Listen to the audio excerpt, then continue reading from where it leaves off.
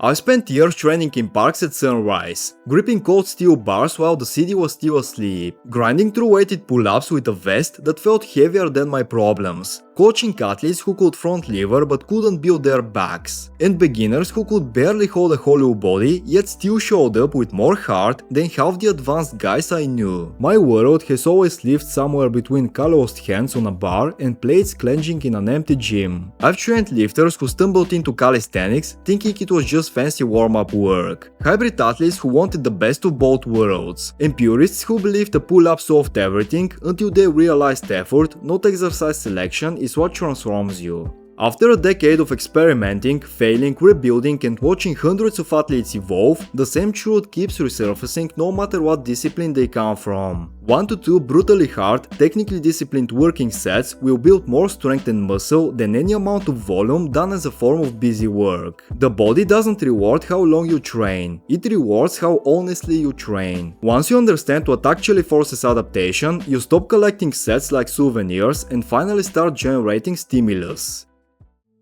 Most people aren't undertraining, they are overcounting, hiding behind repetition because it feels safer than intensity. In calisthenics, this illusion is even stronger than in weightlifting. Bodyweight movements invite people into high rep purgatory because the barrier to entry is low. Anyone can pump out 50 half rep push-ups or cycle through swinging pull-ups with tons left in the tank and walk away thinking they have trained hard. But a set isn't a rep tally, a set is an event, a moment where your world compresses, your form locks in, your breathing fractures, and every second under tension feels like it's engraving something into your physique. That kind of set never comes from endless unweighted reps. It comes from refusing to stay comfortable. It comes from loading the movement and meeting the resistance at full speed.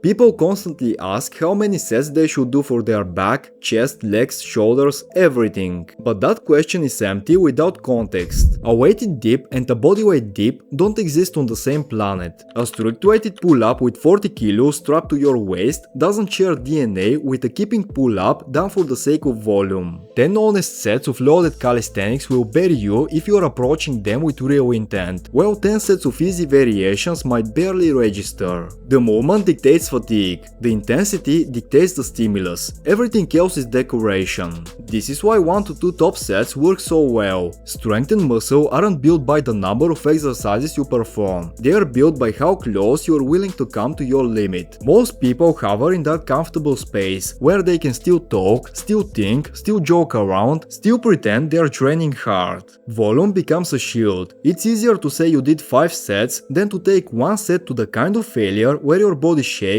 your tempo deteriorates, and the final rep feels like dragging yourself through sand. But that's the set that forces adaptation. That's the set your body remembers when it rebuilds tissue. Your first true working set is always your most powerful. In calisthenics, it is the moment after your warm-ups, when you clip on the belt, tighten your grip on the bar, and feel the weight pulling you down before you even start the first rep. That set is where your focus peaks, where your form is razor sharp, where the output is pure. Everything after that is compromised. If your first weighted dip is 50 kilos for 6 to absolute failure, your next set isn't 6, it's 4, maybe 5, and the stimulus drops. A third set and you're no longer training for progress, you're simply tiring yourself out. When people stretch that across multiple exercises, they end up exhausted, confused, and wondering why their progress has stalled.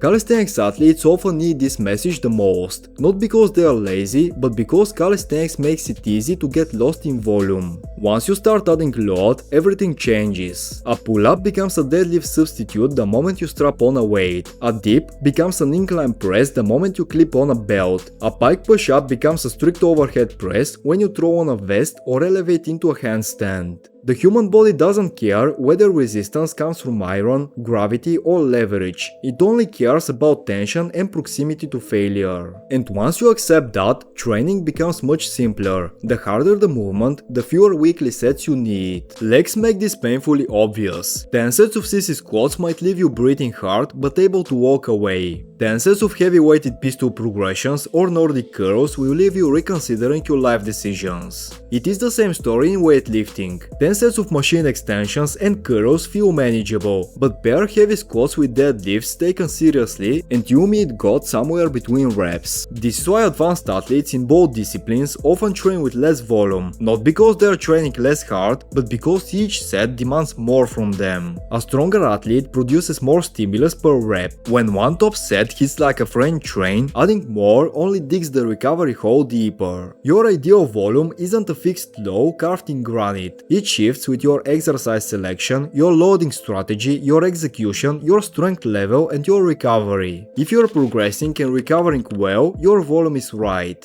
If progress stalls but recovery is fine, sprinkle in extra work with easier variations. If you are crawling through sessions with nothing left to give, cut back until your performance rebounds. The smartest approach always starts at the lowest effective dose, built around your heaviest, most demanding movements, and only expands once you prove you need more.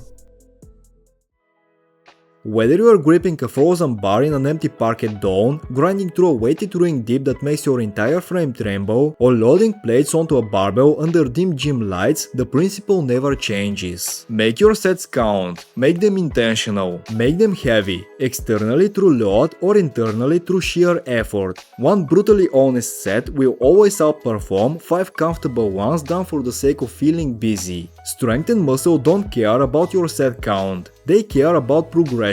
Add a rep, add a kilo, slow the eccentric, widen the range. Sharpen the technique, shift the leverage. Do any of that inside a 1 to 2 set structure and your body will adapt, whether it wants to or not.